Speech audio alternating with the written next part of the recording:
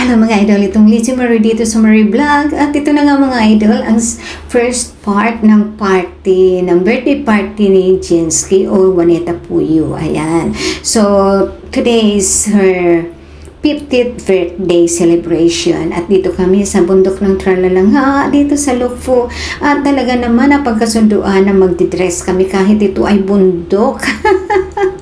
Ayan, syempre umakyat kami talaga sa tuktok ng bundok mga idol at kami ang madalas na nagpupunta dito dahil talagang sasadyain ang lugar na ito.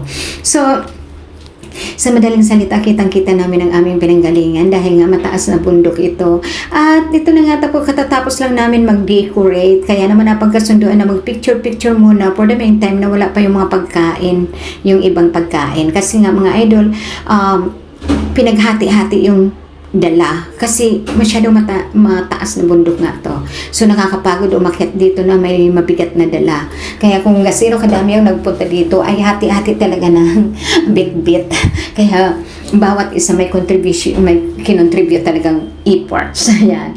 So as you can see na may mga dilaw-dilaw yan ay mga balloon kasi nga golden birthday. Ayan. So syempre nauna pa kami mag-picture-picture. Ayan, ay sila nga lang pala, hindi pa ako.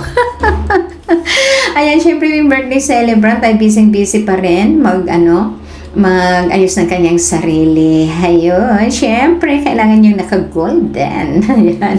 Kaya busy-busy siya, nandiyan siya sa likod ng poste.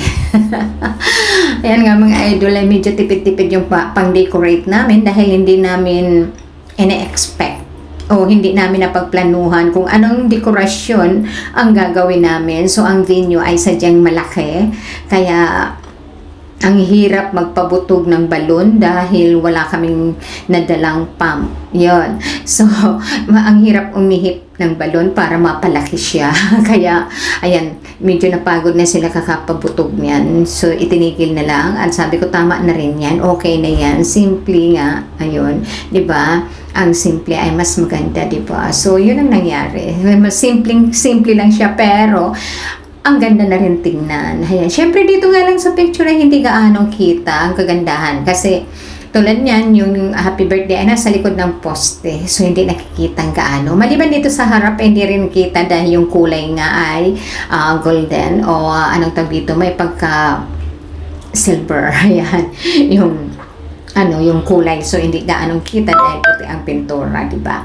So, may happy birthday pa rin yan sa likod na nakabitin sa kahoy. Hindi, mahirap kasi guys dahil walang tatalian ba? Ayan, kasi nga bundok nga ito yung tuktok. So, syempre, wala naman kami dalang gamit para maglagay ng poste o whatsoever, no? Ayan nga, dumating na ang isa sa aming mga kasama sa simbahan. Ayan, nakabistida, dalawa silang magkasama. Ayan, ay, hindi, solo lang pala muna siya. Nahuli pala ngayon dyan si MG. Ayan. So, lahat sila nag-effort mag-produce ng kanilang damit dahil napagkasunduan namin since 50th birthday anniversary celebration nga. Ayan, napagkasunduan namin na kami ay mag-floral na lang. Ayan, floral. Pero tignan mo guys, magkakaiba syempre ang kulay. At least flowery siya. Oh, printed. Ayan. Kasi plain color naman sa birthday celebrant. So, kami napagkasunduan din namin na magbulakin niya kami. Ayun. Para naman mas colorful, tamang-tama nandito kami sa kakahuyan, di ba? Oh. Napagkasunduan lang ng mga thunders. So, alam niyo na kung ano ibig sabihin ng thunders. Ayan, mga nakakatanda, wikang nakakatanda sa birthday celebrant. So, kami yun. Ayan, kasi kami ay parang tumatakbo na rin sa kunting lang, malapit na, di ba? magpa-register sa senior.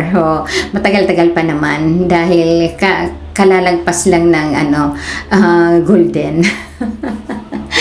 So, ayan na nga guys, pagod na sila na marami silang bit-bit, mabibigat din. So, pag dumarating sila talaga ay pagod na pagod. Lalo pa mainit ang panahon mga idol. Ayan, napakainit ng panahon tapos maglalakad ka under the sun, pataas ng pataas.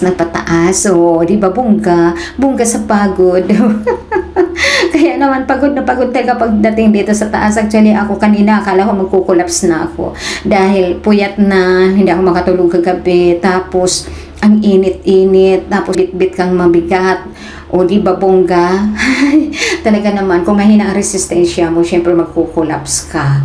Ganun katindi mga idol. Ang hirap kasi lakaran yung yung pataas talaga. Mahirap lakaran.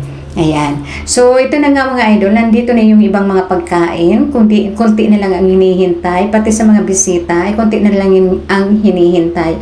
Kasi ang ibang bisita mga idol, hindi lang nakukuha na nitong video dahil nandiyan sila sa taas, ditong bahagi sa harap na to. Ayan. Nakaupo sila sa mga hagdanan. Kasi may hagdanan nitong mga idol. Ayan. Ilang baitang din bago makababa dito. Ayan. So, kasi may design nga. May design itong video na to. Sadyang napakaganda. Kumbaga, kasi pabilog, ayan. So, ito na nga mga idol, maraming salamat na lang sa panunood mga idol, at syempre, pakisupport na lang din.